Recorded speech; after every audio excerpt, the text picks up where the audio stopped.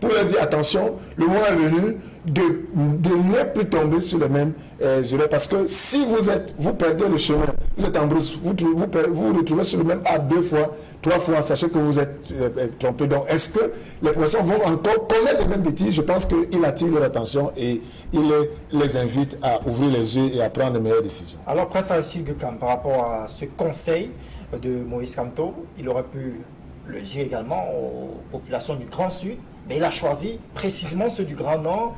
Est-ce que vous comprenez pourquoi? Non, je pense que le prétexte est là, et lui-même il le dit si je peux appeler ça dans son message. Le prétexte est là, le prétexte c'est que vous avez la vague des candidats qui partent du Grand Nord et qui plus sont les membres du gouvernement, c'est-à-dire qui avaient des, comment je dis, un certain nombre de contrats avec le parti au pouvoir ou alors avec le président de la République pour l'accompagner pendant ces élections, pendant l'élection présidentielle. Donc, après cette rupture-là, entre guillemets, il y a eu à la suite de ça beaucoup d'envolées, c'est-à-dire que vous suivez dans les réseaux sociaux beaucoup de messages et beaucoup de communication. Et je pense que le constat qui est fait par Maurice Kamto, c'est, comment je dis ça, il enfonce une porte ouverte, parce que ce sont les constats qui sont faits depuis, et même pas les fils même du Grand Nord, on l'a dit, c'est-à-dire que les fils même du Grand Nord le disent tous les jours, tout le temps. Mais maintenant, là où peut-être Maurice Kamto son message devient intéressant, c'est l'interpellation de la division entre les fils du Grand Nord. Parce que lorsque vous avez suivi toutes les communications qui sont faites dans les réseaux sociaux, vous verrez qu'on essaie d'opposer de façon sibylline les communautés. C'est-à-dire que les Peuls, les Kirdi, et ainsi de suite. Et c'est ça qui est dangereux. Et c'est ce qu'il faut retenir dans son message. Laissez l'histoire qu'il n'y a pas d'infrastructure, il y a le problème de l'énergie, c'est connu. Vraiment, c'est connu. C'est-à-dire que même un enfant, là, vous l'interpellez, il va peut-être en rire. Donc, le message, peut-être, le constat qu'il fait, et qui plus par d'autres personnes comme nous, attentifs, c'est qu'on essaye, avec cette levée de bouclier, on essaye de diviser, c'est-à-dire d'opposer les uns et les autres. Et donc, pour lui, il estime qu'il faut faire attention, il les interpelle qu'ils fassent attention, pour ne pas tomber justement dans ce piège-là, pour avoir un objectif commun, celui d'être, entre guillemets, contre, ou alors contre ceux qui les ont mis dans cette situation-là. Et à la fin, il apparaît comme la personne qui peut, comment je vais dire ça, rassembler et leur proposer un nouveau contrat, comme il a plusieurs fois. Ce qu'il faut noter ici, Fabrice, c'est que le Grand Nord vit, on en parle tout le temps, mais ça ne dit rien à personne. Vous voyez un peu, les gens écoutent un peu, mais ça ne dit rien à personne. C'est un constat qu'on l'a fait, nous, à Forum, pratiquement depuis des années, pour dire que les gens souffrent, les gens vivent une misère indescriptible, et on interpelle l'élite elle-même qui dit que non, elle fait tout, c'est Yaoundé qui doit pouvoir décider. Yaoundé, c'est le président de la République. À un certain moment, j'ai dû demander si le président Biya les avait abandonnés, ce qu'ils avaient bien fait au président Biya pour qu'il puisse les abandonner, pour qu'il puisse abandonner ces 3 régions septentrionales. Et donc, le deuxième constat qu'il faut faire, c'est que vous avez une frange, un mouvement de jeunesse, des jeunes qui estiment que ça suffit. Qui estime que ça suffit. En premier temps, c'est que les mêmes sont là depuis au moins 20 ans. Je dis les jeunes, même dans le parti au pouvoir. Le constat est fait, les mêmes sont là depuis 20 ans. Les députés qui sont investis, vous savez quoi, les députés sont investis. Il y a souvent une compétition sibylline, mais qui, au finish, c'est le parti qui vous investit. Donc, ces jeunes-là estiment que ce soit, Idrissa a parlé de Menganga, que ce soit même à Menganga, qui dit que les députés qui sont là depuis au moins 4 mandats. Et qui n'ont rien apporté, et qu'il faut changer.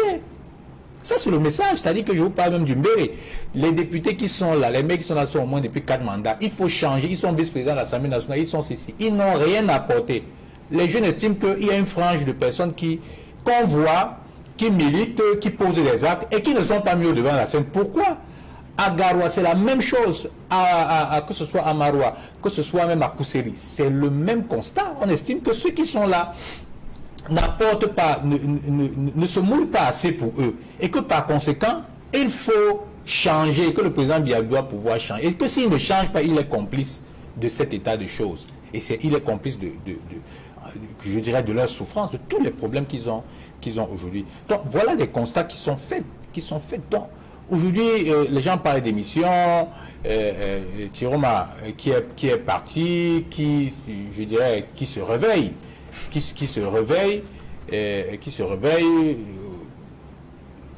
à la fin pour dire non, vraiment, ça en est de trop. Il part parce qu'il n'y a pas un bateau, parce qu'il estime que le patron n'a plus la main et qu'ils ont besoin d'un interlocuteur physique ou fiable pour continuer. Donc, c'est une sorte de capharnaüm. Le constat est là. Mais, comme il dit ça d'habitude, il dit, il ne faut pas faire le constat après le moment de se bousculer, alors de sanctionner, et qu'on ne puisse pas revoir les gens, parce qu'on a toujours vu ça dans le Grand Nord. Hein? On a toujours vu ça dans le Grand Nord. C'est-à-dire qu'à l'approche des étudiants, il y a des revendications qui sont même, comment je dis ça, qui sont brutales, qui sont froides, radicales, mais à la fin, s'il faut sanctionner, même, je dis même pour les élus, quand il faut sanctionner les élus, on ne les sanctionne pas. C'est-à-dire que les mêmes reviennent, les mêmes sont élus, et après on rassemble les gens, on applaudit, on dit non, c'était un malentendu, ainsi de suite. Est-ce que le quotidien des populations a changé? Non, la même misère reste. Et ce qu'il faut retenir, la personne centrale qui est responsable, que les populations aient élu, c'est le président Biya.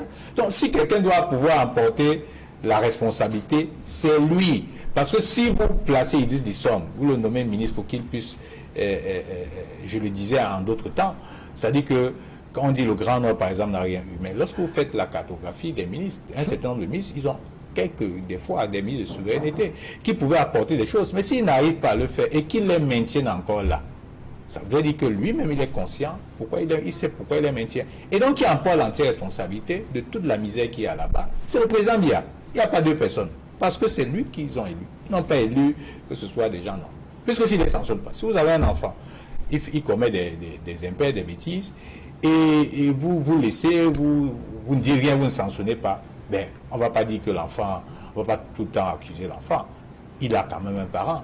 On doit pouvoir aussi interpeller le parent. Et le parent ici, c'est le président Biya. Donc s'il ne sanctionne pas, il sait pourquoi il ne sanctionne pas. Et il en porte l'entière responsabilité. Alors, Idriss Dissom, on va essayer